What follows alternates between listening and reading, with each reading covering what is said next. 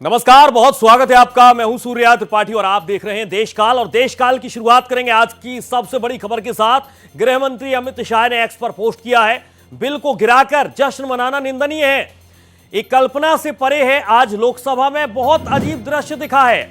अब देश की महिलाओं को उनका अधिकार नहीं मिल पाएगा। उनकी यह सोच ना महिलाओं के हित में है और ना देश के हित में है। इन तमाम बातों का जिक्र गृह मंत्री अमित शाह की तरफ से किया गया है। इस एक्स पर पोस्ट को आप देखिए, बहुत अजीब दृश्य बताया है। शाह की तरफ से इन बातों का जिक्र अगर किया गया, वो भी तब ऐसे वक्त में जब लोकसभा में ये बिल पास नहीं हो सका, बिल गिर गया। और उसके बाद में अब गृह मंत्री अमित शाह की तरफ से अगर ऐसे वक्त में पोस्ट आया है तो इसके कई मतलब और मायने हैं। उनकी यह सोच ना महिलाओं के हित में है और ना देश के हित में है। गृह मंत्री अमित शाह ने एक्स पर पोस्ट किया और इन तमाम बातों का जिक्र करके अब एक नई बहस छेड़ दी है। नारी शक्ति को लेकर उन्होंने तमाम बड़ी बातों का जिक्र किया है। सोशल मीडिया एक्स पर राहुल गांधी ने भी पोस्ट किया, लिखा संशोधन विधेयक गिर गया, महिलाओं के नाम पर असंवैधानिक तरकीब का इस्तेमाल किया गया, भारत ने देख लिया, इंडिया ने रोक दिया। तो एक अलग तरीके का तंज भी राहुल गांधी की तरफ से कसा गया। भारत ने देख लिया, इंडिया ने रोक दिया, संशोधन विधेयक गिर गया। उन्होंने बाकायदा एक्स पर पोस्ट करते हुए लिखा है।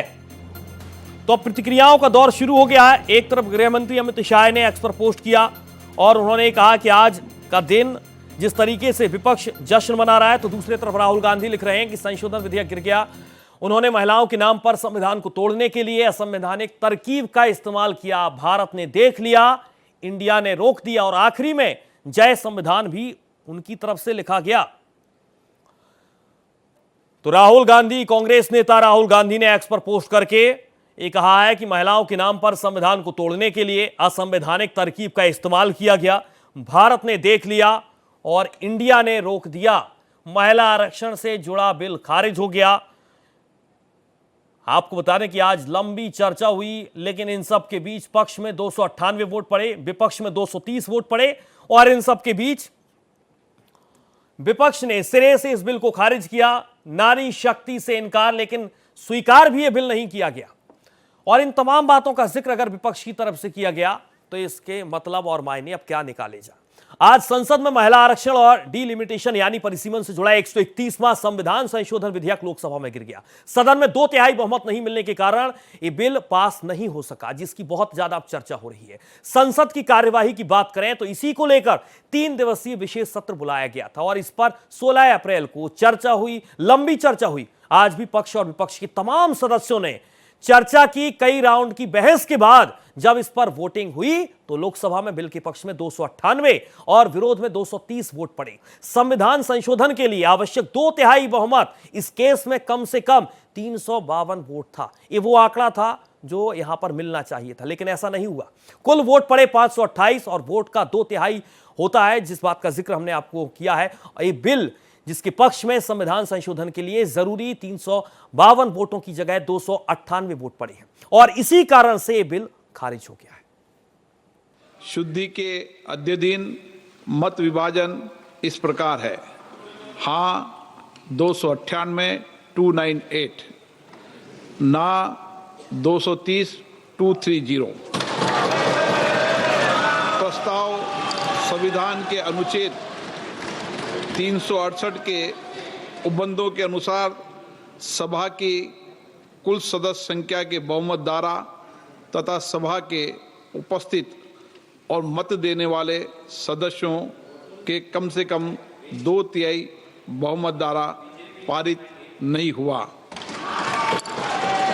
अब इस संविधान संशोधन पर विधेयक पर आगे की कार्रवाई करना संभव नहीं है।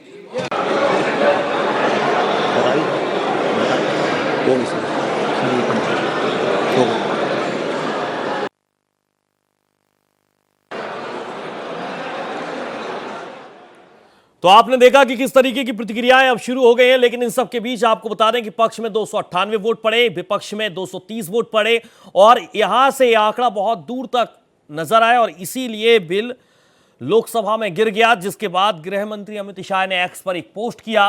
राहुल गांधी ने एक अलग तरीके का पोस्ट करते हुए तंज कसा और उन्होंने कहा कि लगातार जिन बातों का जिक्र विपक्ष की तरफ से किया जा रहा है, भारत ने देख लिया, इंडिया ने रोक दिया, और इस तंज के साथ अगर उन्होंने एक बार फिर से एनडीए सरकार को कटघरे में खड़ा किया है तो आने वाले वक्त में महिला आरक्षण बिल की लड़ाई अब जनता जनार्दन के बीच में भी जाएगी। लेकिन सबसे बड़ा सवाल है कि अब कितना इंतजार और करना होगा। लंबा वक्त, लंबा इंतजार, कई सालों का इंतजार। लेकिन इन सब के बीच मेरे साथ तीन मेरे सहयोगी जुड़ चुके हैं। अनूप मेरे साथ न्यूज रूम से लाइव है, और इसके अलावा KM Sharma ji national affairs editor भी मेरे साथ जुड़ चुके हैं। प्रशांत त्यागी उनके साथ मौजूद हैं। कोमल भी मुझे नजर आ रही है टीवी स्क्रीन पर। सबसे पहले मैं प्रशांत आपके पास ही आना चाहूंगा, क्योंकि आप लगातार नेताओं से बातचीत करते हैं और पूरी कार्यवाही को आपने देखा, सुना। अमित शाह ने कहा है जिस तरीके से कि आज का दिन आप जश्न मना रहे हैं, विपक्ष के सांसद जश्न मना रहे हैं, ये निंदनीय है। पहला कमेंट लीजिए। जी बिल्कुल, देखिए अमित शाह ने पूरा तंज कसा है विपक्ष के ऊपर। साफ तौर पर कहा है कि जिस तरह से कल चर्चा हुई थी, सारे पक्ष जो है हमने इस बिल को लेकर रखे थे, लेकिन उसके बावजूद डीएमके, समाजवादी पार्टी, टीएमसी और कांग्रेस ने देश की महिलाओं के साथ विश्वासघात किया है। और जो महिलाओं को सशक्तिकरण मिलना चाहिए, महिलाओं को जो ताकत मिलनी चाहिए, उससे उनको दूर किया है। लेकिन सूर्य इसमें देखने वाली बात यह है, देखिए 2023 में ही नारी वंदन शक्ति बिल पास हो गया था, यानी कि वुमेन रिजर्वेशन बिल पास हो चुका था। अब जो ये बिल पास होना था वो था 131 कॉन्स्टिट्यूशनल अमेंडमेंट बिल, यानी कि इसके अंदर डीलिमिटेशन भी जोड़ा जा रहा था। क्योंकि इसमें बड़ी समझने वाली बात है, क्योंकि कई लोग मान रहे हैं कि वुमेन रिजर्वेशन बिल का विरोध जो है विपक्ष ने किया है, लेकिन अब डीलिमिटेशन के साथ जो 131 अमेंडमेंट बिल सरकार इसको जोड़ना चाहती थी, दरअसल उस बिल को यहाँ पर गिराया गया है। 2/3 मेजोरिटी जो थी इस बिल के अंदर चाहिए थी, जो 298 पर ही पूरा समर्थन जो है वो सरकार को मिल पाया। तो कम से कम मैं आंकड़ा मान के चले कि 54 जो वोट थे उनसे ये बिल पिछड़ गया, यानी कि ये बिल पास नहीं हो पाया। लेकिन अब सरकार के पास भी इसमें 2-3 ऑप्शंस और बचते हैं। जॉइंट सेशन एक बड़ी चीज है, ज्यादा जानकारी इसमें केएम जी बताएंगे। केएम जी, जॉइंट सेशन एक बड़ी ताकत होती है सरकार के पास, तो लगता है कि उसका भी रास्ता अपनाया जा सकता है। 108 आर्टिकल 108 और 368 के तहत ऐसा किया जा सकता है, लेकिन उसमें प्रोविजन ये कहता है कि 108 के तहत आप ज्वाइंट सेशन बुला तो सकते हैं, लेकिन वो बिल जो है वो फाइनेंशियल होना चाहिए और या ऑर्डिनरी बिल होना चाहिए। कॉन्स्टिट्यूशनल अमेंडमेंट में जो 131 की बात प्रशांत कर रहे हैं, उसके लिए आपको 2/3 मेजॉरिटी चाहिए और दोनों हाउस से पास हुआ हो। अगर दोनों हाउस में किसी तरीका का डिसएग्रीमेंट हो जाता है और सरकार उसको पास नहीं करा पाती है, तो प्रेसिडेंट के पास से ये अधिकार नहीं है कि उसको आप एक्शन देंगे। इसका मतलब है कि that bill will dagger to die. जी सूर्या।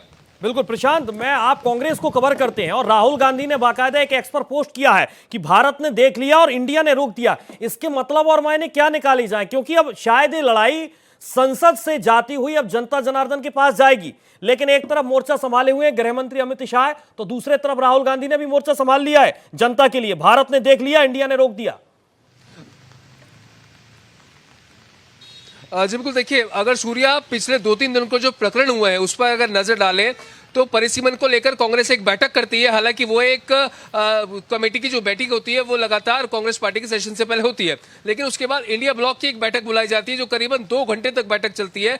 उसमें एकजुटता कैसे बनानी है, इस बिल को कैसे गिराना है, उसके ऊपर चर्चा की और सभी ने सहमति दी। और यहाँ तक कि कल एमके स्टालिन ने, जो कि तमिलनाडु के मुख्यमंत्री हैं, उन्होंने राहुल गांधी से निवेदन किया कि आप जो अन्य विपक्षी दल हैं उनसे बातचीत कीजिए और जो परिसीमन जो अमेंडमेंट बिल सरकार लेकर आना चाहती है उस पर अपनी आवाज उठाइए, विपक्ष को एकजुट कीजिए। तो जो पूरी प्रक्रिया थी काफी लंबे समय से चल रही थी। तो आज जो राहुल गांधी इस तरह का जो वायदे कर रहे हैं, जो बात रख रहे हैं, उनका यही है कि इंडिया ब्लॉक की जीत हुई है, यानी कि एकजुटता जो है वो इंडिया ब्लॉक ने दिखाई है। आज भी सुबह जो फ्लोर लीडर्स की बैठक हुई, उसके बाद जो समाजवादी पार्टी के नेता है उनकी बैठक होती है सरकार के कुछ वरिष्ठ मंत्रियों के साथ, लेकिन उसके बाद लगातार विपक्षी आरोप लगा रहा है। लेकिन इन सब के बीच में अनूप आपके पास आना चाहूंगा। अब जनता की लड़ाई शायद संसद तक पहुंची पहले और अब फिर संसद से जनता जनार्दन के बीच जाती हुई नजर आ रही है।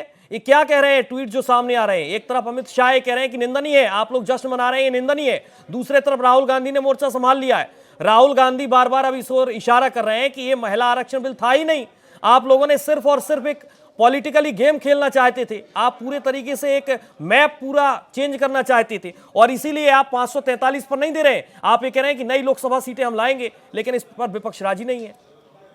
देखिए सूर्या, मुझे ऐसा लगता है कि नैरेटिव सेट करने की कोशिश हो रही है अब। हालांकि अगर एनडीए की हम बात करें तो वो इस बिल में पीछे जरूर हट गई है, या फिर कह लें कि ये बिल पास नहीं करा पाई, लेकिन वो हार कर जीत गई। कांग्रेस जीती जरूर है, उसने रोक तो दिया इस बिल को, लेकिन कहीं ना कहीं इसका इंपैक्ट उसको आगे दिखेगा। लेकिन बीजेपी या फिर एनडीए जो है वो इस बिल में, अगर उसने बिल पास नहीं करा पाया तो भी वो ऐसा लग रहा है, उनको ऐसा लग रहा है कि सब अब संसद से सड़क तक जो संग्राम छिड़ने वाला है, क्योंकि अब कल से तय हो गया है कि बीजेपी अब सड़क पर इसे लेकर आंदोलन करने वाली है। तो यानी वो हार कर जीतने की कोशिश करेगी, इसे एक बड़ा मुद्दा बनाया जाएगा। और जाहिर तौर पर जब 2000 से वोटिंग नहीं मिली, क्या बोलना चाहेंगे? मैं मानता हूं भारत के यशस्वी प्रधानमंत्री जी ने एक यशस्वी प्रयास किया और आज का दिन स्वर्ण अक्षरों में लिखा जा सकता था, पर कांग्रेस का जो एंटी वुमेन अलायंस है, जिस प्रकार से देश की आधी आबादी के साथ विश्वासघात करने का काम पूरे राहुल गांधी एंड टीम ने किया है, मैं मानता हूं कि आज जो एक आधी आबादी को एक बड़ा हक, एक भागीदारी सुनिश्चित करने का दिन हो सकता था, उनके भागीदारी को, उनके हक की मारी कांग्रेस और उनके सहयोगी दलों ने किया है। और मेरा ये भी मानना है कि इस पूरे प्रकरण में पूरी तरह से कांग्रेस का जो एंटी वुमेन है अलायंस है वो पूरा एक्सपोज हुआ। एक एक विषय पे हमारे नेताओं ने, हमारे प्रधानमंत्री जी ने तो स्पष्ट रूप से कहा कि हम तो पूरा यश आपको देना चाहते हैं। ये यश लेने की लड़ाई नहीं है, ये लड़ाई महिलाओं को अधिकार दिलाने की है। पर यश तो दूर, वो तो अपने ही पैर पे कुल्हाड़ी मार रहे हैं। और हम आपको आश्वस्त करते हैं कि जिस प्रकार से उन्होंने आज महिलाओं को हक की मारी की है, हम इस विषय को लेकर पूरी तरह से सड़क पर जाएंगे। महिलाओं को निश्चित रूप से आधी आबादी अब पूरी तरह से कांग्रेस और उनके एंटी वुमेन अलायंस के खिलाफ खड़ी होगी और हम इसको सुनिश्चित करेंगे कि जिस प्रकार का खेल उन्होंने संसद में आंकड़ों के आधार पर खेला, भले ही बिल गिर गया होगा, लेकिन महिलाओं के दिल से ये एंटी वुमेन अलायंस पूरी तरह से गिर गया। और राहुल गांधी की पूरी टीम जो एक शब्दों का प्रयोग सदन के अंदर, जिस प्रकार के शब्दों का वो प्रयोग करते हैं, मुझे तो उनकी एनार्किस्ट माइंडसेट को देखते हुए दंग रहता है कि एक विपक्ष का नेता इस तरह के शब्दों का प्रयोग करता है। मैं तो उस शब्दों में भी नहीं जानना चाहता, लेकिन स्पष्ट रूप से उनकी जो एनार्किस्ट मानसिकता है उसको आने वाले समय में महिलाएं उसका करारा जवाब देंगी। सड़कों पे महिलाएं दिखेंगी और महिलाएं उनसे पूछेंगी कि हमारी हक की मारी आपने क्यों की। तो इन तमाम बातों का जिक्र आप बीजेपी की राष्ट्रीय अध्यक्ष नितिन नवीन को सुन पा रहे थे, लेकिन इन सब के बीच बहुत छोटे से ब्रेक के लिए मुझे रुकना पड़ रहा है। लगातार आप तमाम मेरे सहयोगी बने रहिए। आपसे भी एक बात, विपक्ष ने आज एक बात पूरी तरीके से स्पष्ट कर दी है कि ये जो तथाकथित इंडिया अलायंस है ये एक्चुअल में एंटी विमेन अलायंस है। और आज सभी दलों ने विपक्ष के इसमें अपनी एकजुटता दिखाकर जो इस मुहिम को चलाने का काम किया है कि कुछ हो जाए, हम महिलाओं को संसद में नहीं आने देंगे, आधी आबादी का रिप्रेजेंटेशन यहाँ पे नहीं होने देंगे। ये इनकी उस सोच को दर्शाता है। अरे प्रभु, हम लोग कह के थक गए, अगर साथ हो तो फिर साथ दो ना। आप बहाने एक के बाद एक, आज डिलिमिटेशन पे आप बहाना बना रहे हैं। मुझे नहीं लगता कि इससे बेहतर प्रस्ताव सरकार के द्वारा दिया जा सकता था। डिलिमिटेशन पे साउथ की पार्टीज को किस बात का एतराज होता था? इसी बात का ना कि सेंसस के हिसाब से हुआ, पॉपुलेशन के हिसाब से हुआ तो हमारी सीटें कम हो जाएंगी। यहाँ पे तो इक्वल डिस्ट्रीब्यूशन हो रहा है। हर राज्य की मौजूदा जितनी सीटें हैं उसका 50% हम लोग जोड़ने का काम कर रहे हैं। Equal distribution of the seats हो रहा है, जिसका जितना रिप्रेजेंटेशन आज की तारीख में संसद में है, जिस भी दल का, जिस भी राज्य का, सेम वही रिप्रेजेंटेशन डिलिमिटेशन के बाद भी होता।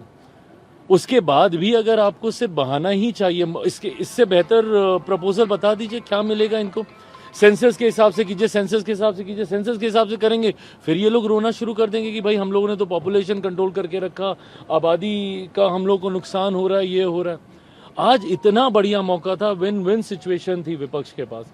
डिलिमिटेशन को लेकर विन विन सिचुएशन थी, नारी शक्ति वंदन अधिनियम को लेकर जनता के बीच जाते बोलते कि भाई हम लोगों ने मिलके इसको पारित कराया। प्रधानमंत्री जी, इससे बड़ा और क्या बोल सकते हैं भैया? एडवर्टाइज भी आप ही लोग कर लीजिए, क्रेडिट भी आप लोग ले लीजिए। पर उसके बावजूद मुझे लगता है कि आज विपक्ष का चेहरा दुनिया के सामने, जनता, देश की आबादी के सामने आ गया कि किस तरीके से महिलाओं को ये लोग आने से, और वो महिलाएं जो बोलते हैं ना बार बार पंचायत में है जिनके पास रिजर्वेशन है, ये वही महिलाएं हैं ना, कब तक आप उनको पंचायत में रखिएगा। तो ऐतिहासिक महिला आरक्षण बिल आज लोकसभा में पारित नहीं हो पाया। और इन सब के बीच मेरे साथ तमाम सहयोगी हैं जिनसे हम लगातार चर्चा कर रहे हैं, बातचीत कर रहे हैं, जानने समझने की कोशिश कर रहे हैं कि आखिरकार अब यहां से ये लड़ाई कहां तक जाएगी। अनूप, मैं आपके पास आना चाहूंगा। जिन बातों का जिक्र देश के प्रधानमंत्री नरेंद्र मोदी ने किया, देश के गृह मंत्री अमित शाह ने किया, और अब कल से देश भर में जो जानकारी निकलकर सामने आ रही है कि बीजेपी सड़कों पर उतरेगी और ये वो बताएगी कि हमने बेहतर किया, आपको हम संसद में यहां पर लाना चाहते थे 33% महिलाओं को, लेकिन विपक्ष ने पूरे पानी फेर दिया, कुछ भी नहीं किया और साफ तौर पर एक मैसेज दिया जाएगा। और क्या अब एक क्रेडिट की होड़ वोटर्स में तब्दील कर पाएगी भारतीय जनता पार्टी, क्योंकि अब उसके पास यही हथियार है और इसके अलावा दूसरा हथियार नहीं रहने वाला है महिलाओं का वोट पाने के लिए, क्योंकि अब ये लड़ाई जनता के बीच में है। सूर्या, मैंने पहले ही कहा ये नैरेटिव सेट करेगी। कल से देखिएगा दोनों पार्टियां, बीजेपी ये बात कहेगी अब जहां जहां चुनाव होने वाले, चाहे 2029 की बात करें, यूपी की बात करें, बंगाल चुनाव, कल से नारे बदलने वाले हैं कि हमने तो भाई महिलाओं को आरक्षण दिया, कोशिश भी की, लेकिन विपक्ष ऐसा नहीं चाहता है। जबकि कांग्रेस या फिर जब हम कह ले विपक्षी दल जो है वो भले इस ठीक है, आपको रोकना चाहूंगा अनूप, मैं रोकना चाहूंगा। एक बड़ी जानकारी, बिल गिरने के बाद एनडीए की बैठक भी हुई। कल देश भर में बीजेपी प्रदर्शन कर रही है, जिस बात का जिक्र यहां पर किया जा रहा था। प्रदर्शन में एनडीए के सभी दल हिस्सा लेंगे, सड़कों पर अब एनडीए के सभी दल उतरेंगे, प्रदर्शन किया जाएगा। बिल गिरने के बाद इसी को लेकर एनडीए की एक बैठक हुई, बेहद महत्वपूर्ण बैठक, और अब कल देश भर में प्रदर्शन करेगी भारतीय जनता पार्टी। एनडीए के तमाम दल भी इस प्रदर्शन का हिस्सा होंगे। बिल गिरने के बाद एनडीए की बैठक, और इसके बीच आपको बता दें केंद्रीय गृह मंत्री अमित शाह ने चर्चा का जवाब देते हुए नारी शक्ति वंदन अधिनियम को ऐतिहासिक अवसर बताया। सरकार का प्रस्ताव लोकसभा सीटों की संख्या 543 से बढ़ाकर 850 करने और महिलाओं के लिए 33% आरक्षण सुनिश्चित करने का यहां पर कहा गया था। उन्होंने कई विपक्षी सांसदों के सवालों का जवाब भी दिया, उनकी शंकाओं का निवारण किया, और इतना ही नहीं, सरकार की तरफ फ्लोर मैनेजमेंट के लिए कई विपक्षी दलों की मुखिया और सांसदों से बातचीत भी की गई, लेकिन शायद बात नहीं बनी। ऐसे में वोटिंग से ठीक पहले जब अमित शाह ने सरकार की तरफ से सबका जवाब दिया तो उनके निशाने पर विपक्ष था। उन्होंने कहा जिस तरह से विपक्ष ने इस बिल का विरोध किया और इसे गिराया, देश की जनता और खासकर महिलाएं उस विपक्ष को कभी माफ नहीं करेंगी। दक्षिण का प्रतिनिधित्व कम हो जाएगा, इतना कल समझाने के बाद भी अगर ये स्टेटमेंट आता है मान्यवर, तो मैं मानता हूं ये जानबूझकर दिया गया स्टेटमेंट है। मान्यवर, मैं विपक्ष के नेता राहुल गांधी जी को, पूरी कांग्रेस पार्टी को और विपक्ष के उनमें को इस देश का परिचय कराना चाहता हूं कि हजारों साल पहले राम सेतु बनाने के लिए जिस गिलहरी ने योगदान दिया था, वो गिलहरी को भी आज अवध्य माना जाता है इस देश में, इतना उपकार याद करती है। और हजारों साल के बाद भी हवन में हड्डियां डालने वाली ताड़का को भी याद रखा जाए। आप महिलाओं को आरक्षण देने वाला ये पवित्र यज्ञ रूपी जो बिल है, इसमें विरोध की हड्डियां डाल रहे हैं। इस देश की महिलाएं आपको माफ नहीं करेंगी। गृह मंत्री अमित शाह से ठीक पहले कांग्रेस के सांसद राहुल गांधी ने इस बिल को लेकर संसद में किस तरह इसका विरोध किया, आपको वो भी सुनाते हैं। What you're doing because you're scared of what is happening in the politics of this country. You're scared of the erosion of your strength. You're trying to rejig the Indian political map. You have done it in Assam, you've done it in Jammu and Kashmir, and now you're imagining that you can do it in India. And you need a constitutional amendment to do that. Now let me explain what you are doing. You are telling the South Indian states, you are telling the northeastern states You're telling small states in India that in order for the BJP to remain in power, we are going to take away representation from you. This is nothing short of an anti-national act. गृहमंत्री अमित शाह को आपने सुना, राहुल गांधी ने आपको सुना, और इन सब के बीच एक बार फिर से मैं अपने सहयोगियों का रुख करना चाहूंगा। मेरे 3 सहयोगी लगातार जुड़े हुए हैं। कृष्णमोहन शर्मा जी के पास मैं जाना चाहूंगा। प्रशांत, आप कृष्णमोहन जी से सवाल लीजिएगा, क्योंकि जब देश के प्रधानमंत्री नरेंद्र मोदी कल बोल रहे थे, उन्होंने साफ तौर पर एक मैसेज दिया, बाकायदा विपक्ष की तमाम पार्टियों को चेतावनी भी दी थी। आज गृहमंत्री अमित शाह ने भी चेतावनी दी और एक कहा कि अगर आप विरोध करेंगे तो भविष्य में आपको इसका खामियाजा भुगतना पड़ेगा। और जिस बात का जिक्र बार बार इन तमाम बड़े नेताओं की तरफ से किया जा रहा था, क्या ये पहले से अलग तरीके से स्ट्रेटेजी बनाई गई थी कि नहीं, अगर विरोध किया और बिल पास नहीं हुआ तो जब हम जनता के पास जाएंगे तो ये दिखाएंगे और ये बताएंगे कि विपक्ष ने क्या किया? बिल्कुल, देखिए, इस जो वक्तव्य है वो प्रधानमंत्री ने पहले ही कल अपने संबोधन में दिया था, और साफ तौर पर आज अमित शाह ने जो ट्वीट किया है वो हम सबने देखा है किस तरह से। देखिए सूर्य, समझने की बात एक तो ये है कि अब आने वाले समय में 2 राज्यों में चुनाव है, तमिलनाडु और पश्चिम बंगाल, और जाहिर सी बात है सरकार ये कोशिश करेगी, खासतौर बीजेपी कोशिश करेगी कि जो महिला आरक्षण बिल जिसमें 131 एक कॉन्स्टिट्यूशनल अमेंडमेंट हम लोग चाहते थे, वो कांग्रेस पार्टी विपक्ष ने नहीं होने दिया। तो एक नैरेटिव जो है वो जरूर यहाँ पर गढ़ा जाएगा, और खुद जिसका बात का जिक्र गृह मंत्री और प्रधानमंत्री कर चुके हैं, तो जो देश की जनता है वहां तक ये बात पहुंचाने की कोशिश जरूर की जाएगी। केएम शर्मा से भी ये सवाल ले लेता हूं। केएम जी, प्रधानमंत्री ने कल साफ तौर पर कहा, आज गृह मंत्री ने कहा कि जो विपक्ष है वो नहीं चाहता कि महिला सशक्तिकरण हो, और इसीलिए जो आज नतीजा है वो हम सबने देखा है। प्राइम मिनिस्टर ने एक ट्वीट किया था सवेरे, जिसमें उन्होंने कहा था कि सारे इलेक्टेड रिप्रेजेंटेटिव से मैं निवेदन करूंगा कि अंतरात्मा की आवाज़ पे आप वोट कीजिए। मुझे अंतरात्मा की आवाज़ पे 2 बातें याद आती हैं।